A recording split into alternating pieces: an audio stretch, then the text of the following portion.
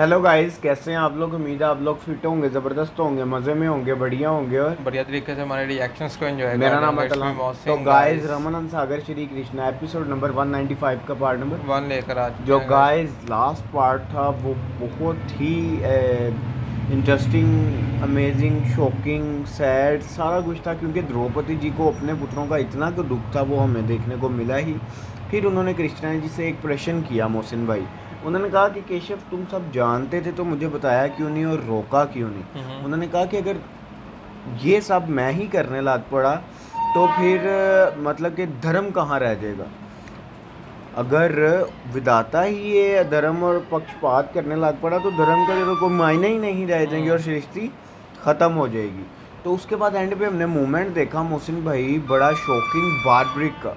तो कि ये बारब्रिक की एंट्री होगी। और बारब्रिक है कौन है गाइस, ये भी आपको एक दफ़ा दोबारा बताता जा रहा है। ये भीमसेन का जो पुत्र को तोड़ कर ये उसका पुत्र है और ये इतनी क्षमता रखता था कि ये युद्ध को कुछ ही कुछ सेकंड पलों में में समाप्त कर सकता है। तो अब चलते हैं वीडियो की तरफ, देते हैं रिएक्शन।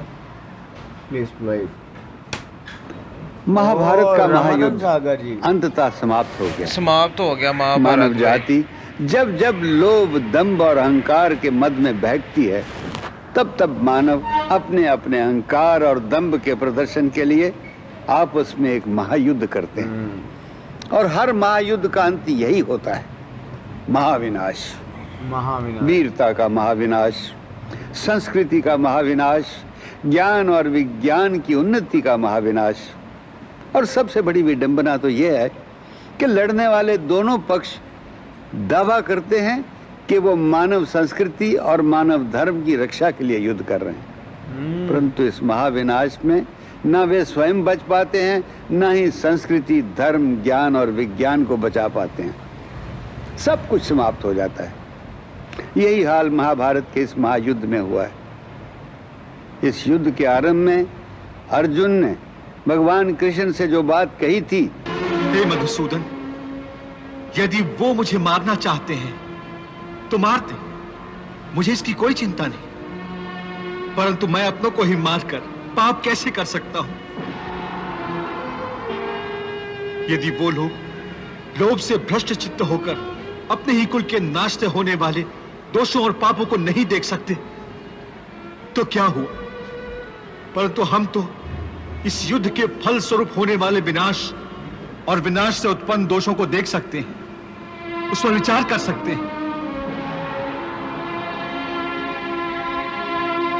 हे केशव, तुम तो जानते हो कि कुल धर्म नाश होने से सनातन कुल धर्म का नाश हो जाता है, और धर्म के नाश हो जाने से संपूर्ण कुल में पाप उसी प्रकार फैल जाता है जैसे कोई प्राणघातक रोग मनुष्य के शरीर में फैल जाता है। और उस फैले हुए पाप के कारण उस कुल की स्त्रियां दूषित हो जाती हैं,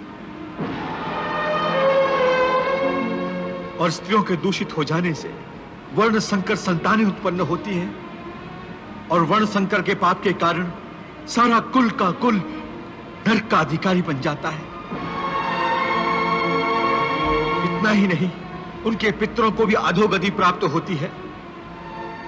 ये सब जानते हुए भी मैं युद्ध करूं, ये कैसे हो सकता है। मैं कुल घाती होने का पाप स्वयं अपने हाथों अपने माथे पर कैसे लिखूं।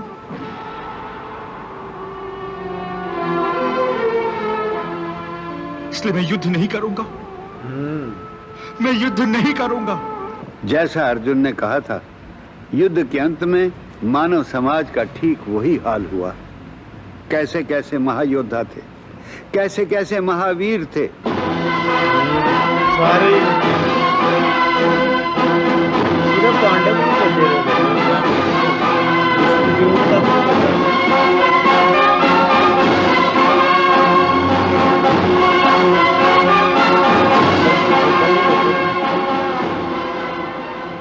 अस्त्रों और शस्त्रों के विज्ञान के कैसे कैसे परम ज्ञाता थे, जो ब्रह्मास्त्र और बीजनाशक अस्त्र जैसे महाभयंकर अस्त्रों को लेकर युद्ध करने आए थे। सब के सब अंततः कुरुक्षेत्र की धरती पर मिट्टी में मिल गए।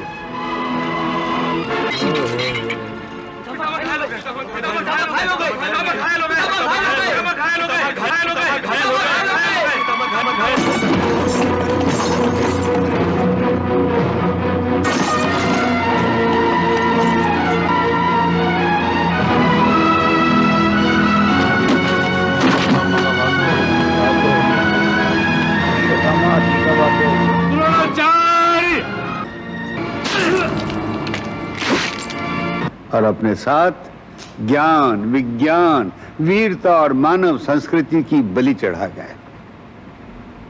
उन लोगों में कैसी कैसी महान आत्माएं थी जिनके जोड़ के मानव फिर इस युग में कभी पैदा नहीं होंगे। भीष्म पितामह, जिसके पराक्रम को देवता तक सहन नहीं कर सकते थे। भीष्म कर्तव्य परायणता और त्याग का मूर्तिमान महापुरुष, जिसने अपने पिता की खुशी के लिए अपना सर्वस्व त्याग दिया, यहाँ तक के हस्तिनापुर के सिंहासन पर अपने अधिकार और अपनी संतान के अधिकारों को त्याग दिया। और इस विचार से कि कहीं उनकी संतान वचन भंग न करे, उन्होंने आजीवन ब्रह्मचर्य व्रत पालन करने की प्रतिज्ञा की। हे 10 दिशाओं, देवताओं, गंधर्वों, यक्षों, किन्नरों, मैं गंगापुत्र देवव्रत आप सबको साक्षी मानकर ये घोषणा करता हूँ कि मैं हस्तिनापुर के सिंहासन पर से अपना पैतृक अधिकार छोड़ता हूँ और साथ ही आजीवन विवाह न करने की प्रतिज्ञा करता हूँ, ताकि न ही मेरी कोई संतान हो और न ही वो सिंहासन पर अपना अधिकार जता सके। और मैं ये घोषणा करता हूँ कि मेरी छोटी माता सत्यवती और उनकी संतान का हस्तिनापुर के सिंहासन पर एक अधिकार रहेगा।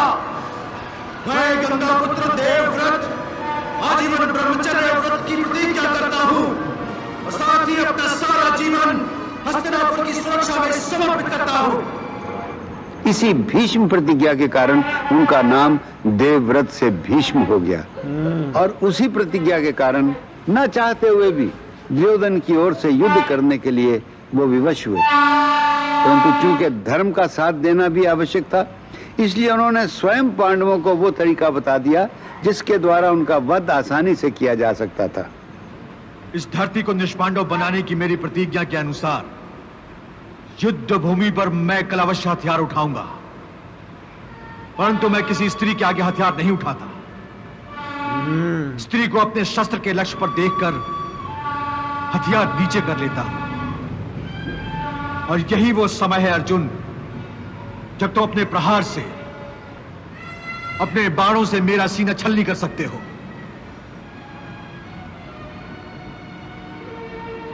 परंतु युद्ध भूमि पर कोई स्त्री आपके सामने क्यों आएगी पितामह? रोज ही आती है, पर तुम उसे पुरुष मानते हो और शिखंडी के नाम से जानते हो, और मैं उसे स्त्री कहता हूं और शिखंडिनी के नाम से जानता हूं। याद है ना, शिखंडिनी ने एक स्त्री के रूप में जन्म लिया था और बाद में एक यक्ष की सहायता से वो पुरुष बन गई थी। बस अर्जुन, तुम शिखंडिनी को अपनी ढाल बना लो, मैं अपने हथियार पीछे कर लूंगा। बस उसके बाद तुम मेरा वध कर देना। उधर कर्ण जैसा महावीर, महादानी और महात्मा पुरुष, जिसने अपने मित्र दुर्योधन के प्रति भी अपना कर्तव्य निभाया और उसकी इच्छा के अनुसार युद्ध किया।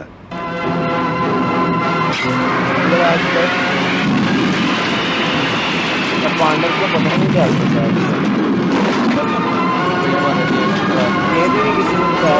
साथ ही अपने छोटे भाइयों और माता कुंती के प्रति भी धर्म निभाने के लिए अपने प्राणों की आहुति दे दी। मैं आपकी झोली में आपके 4 पुत्रों का जीवन डालता हूं। ये बड़ी बड़ी मूवमेंट थी मौसम भाई। मैं आपको वचन देता हूं कि अर्जुन को छोड़कर दूसरे किसी पांडव का मैं वध नहीं करूंगा। अर्जुन को छोड़कर? अर्जुन को इसका क्या अर्थ है? इसका अर्थ यह है, दुर्योधन को विजयी बनाना मेरा धर्म है, मेरा कर्तव्य है। उसका ऋण चुकाने के लिए यह आवश्यक है। लेकिन पता नहीं चला अभी तक पांडव को। परंतु जब तक अर्जुन जीवित है, हम पांडवों को पराजित नहीं कर सकते और अर्जुन का वध किए बिना कौरव युद्ध कदापि नहीं जीत सकते। और कौरवों को विजय दिलाना ही मेरा धर्म मेरा है। धर्म है। परंतु आपने आज तक केवल अपने 5 पुत्र ही माने थे। मैं आपको वचन देता हूं कि आपके 5 ही पुत्र रहेंगे। बोल युद्ध भूमि पर मैं मरूं बाद या मेरे हाथों अर्जुन में मारा जाए, रथ का हाल देखा था अर्जुन ने? फिर भी आपके 5 पुत्र जीवित रहेंगे।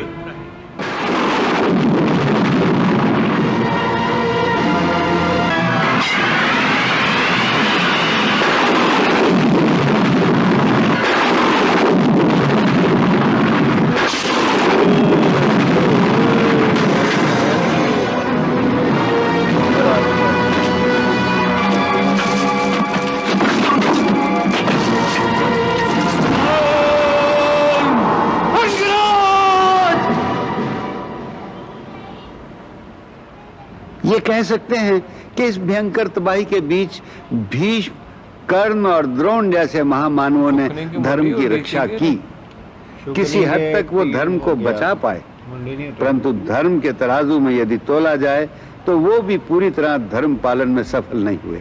उनकी धर्म रक्षा के दामन पर भी अधर्म के कुछ छींटे अवश्य दिखाई देते हैं, जैसे कर्ण का अभिमन्यु के वध के लिए 6 महारथियों का साथ देना। ये कर्म उसकी वीरता को दाग लगाता है।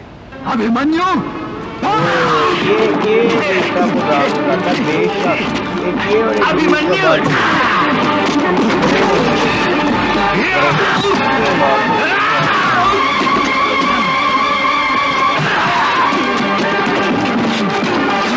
एक दूसरा देखो ना अभिमन्यु का हाल कैसे है।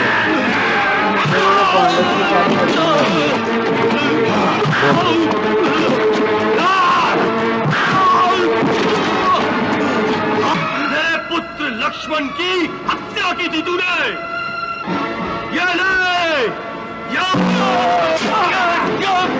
ओए होए होए होए। तो गाइस यहाँ ख़त्म हुआ ये पार्ट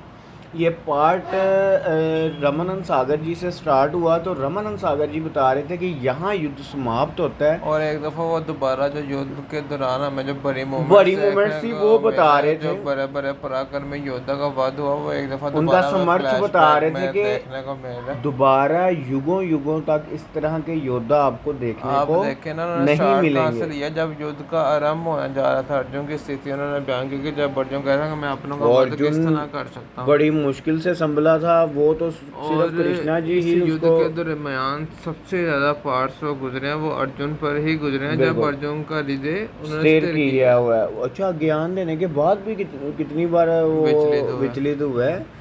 और कृष्णा जी थे जिन्होंने उसके विचलित मन को ठीक किया, आप स्थिर किया। देखें ना कि पितामह भीष्म की प्रतिज्ञाएं हमें एक दफा दोबारा जानने को मिले। गुरु द्रोणाचार्य का समर्थ जानने को मिला, अंगराज का इनका समर्थ जानने को मिला। ये वो योद्धा हैं जिनके तला भी बड़े पराक्रम थे और दोबारा युगों युगों तक नहीं युगों तक आएंगे। इस तरह के योद्धा नहीं तो आएंगे। मोहसिन भाई आप क्या मतलब कि कहेंगे कि आगे किस तरफ जाएगी ये महाभारत? हाँ भाई, ये तो अब मेरा ख्याल है कि जब जहाँ तक मेरा ख्याल है कि अब पांडव जब हस्तिनापुर वापस लौटेंगे अब वो वाले मोमेंट्स देखने को मिलेंगे हमें। अच्छा, तो बात गाइस जी हमें आने वाले पार्ट में ही पता चलेगा कि अब आगे क्या होने जा रहा है। गाइस तो मिलते हैं नेक्स्ट पार्ट के साथ। Love you.